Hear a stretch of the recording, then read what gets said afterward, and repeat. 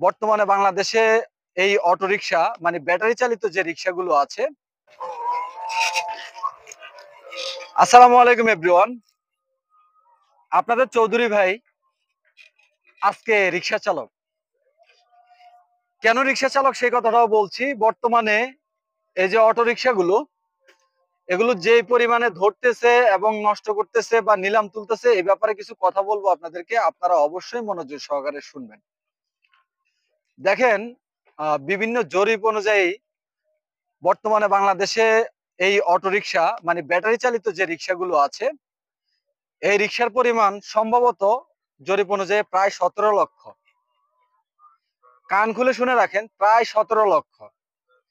এখন বর্তমান সরকার যে অটোরিকশাগুলো, যে ট্রাফিক পুলিশ বা বিভিন্ন সিটি কর্পোরেশন থেকে যে লোকগুলো এই গাড়িগুলো ধরতেছে, ধরার সাথে সাথেই কিন্তু অনেক গাড়ি নিলাম করে নিয়ে যাচ্ছে, ব্যাটারি খুলে রেখে দিচ্ছে।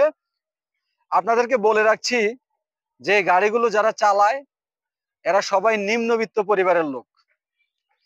17 লক্ষ যদি ড্রাইভার থাকে, তাহলে এক একজনের পরিবারে যদি 2 জন করেও সদস্য থাকে তাহলে 34 লক্ষ। 3 জন করে থাকলে 50 লক্ষ প্লাস। আচ্ছা, যদি এই গাড়িগুলো বন্ধ করে দেওয়া হয় তাহলে এই 50 লক্ষ লোক কি খাবে? আপনারা কি এই কথাটা কখনো চিন্তা করেছেন, বা আপনারা কি তাদের ভরণ পোষণের দায়িত্বের ব্যবস্থা করেছেন? ঠিক আছে, আপনারা এই গাড়ি বন্ধ করে দিবেন, কোনো আপত্তি নাই, বন্ধ করে দেন আপনারা, কিন্তু তার আগে এই মানুষগুলোর কর্মসংস্থানের ব্যবস্থা করেন। এখন আপনাদের ট্রাফিক পুলিশরা যে গাড়িগুলো ধরে তার কেটে দিচ্ছে, ব্যাটারি নিয়ে যাচ্ছে, ব্যাটারি নষ্ট করে ফেলতেছে, এই মানুষগুলো বিভিন্ন এনজিও থেকে লোন নিয়ে 80,000 90,000 টাকা লোন নিয়ে তারপর একটা গাড়ি ক্রয় করে সংসার চালানোর উদ্দেশ্যে তারা রাস্তায় নামে।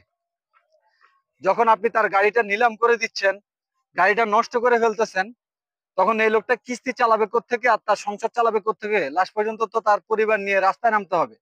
রাস্তায় নামলেও তো হবে না, এনজিও তো তার কিস্তি মাফ করবে না, তাই না?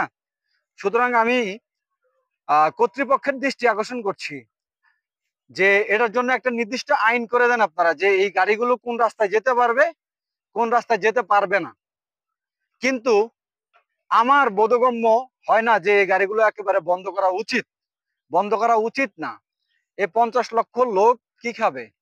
আপনি কর্মসংস্থানের ব্যবস্থা যেদিন করতে পারবেন, সেদিন তাদেরকে মাসে অন্তত মিনিমাম 20,000 টাকা ইনকাম করার একটা রাস্তা তৈরি করে দিবেন। তৈরি করা দেওয়ার পরে আপনি বলবেন যে তুমি আজকে থেকে তোমরা গাড়ি চালাবা না। তখন যদি তারা গাড়ি না চালায় তাহলে আমরা মিলে সে গাড়ি বন্ধ করে দিব। সুতরাং এই অটো ড্রাইভারদের পেটের মধ্যে লাথি দেওয়ার কোনো মানে হয় না এভাবে। আমার এই ভিডিওটা যারা দেখবেন, আপনারা আপনাদের সামনে যাবে, একটাই অনুরোধ থাকবে যে ভিডিওটা শুধু সবার সামনে ছড়িয়ে দিবেন, যেন সবাই একটু সতর্ক হতে পারে। ভালো থাকবেন আপনারা সবাই। আমি ভাড়া নিয়ে যাই।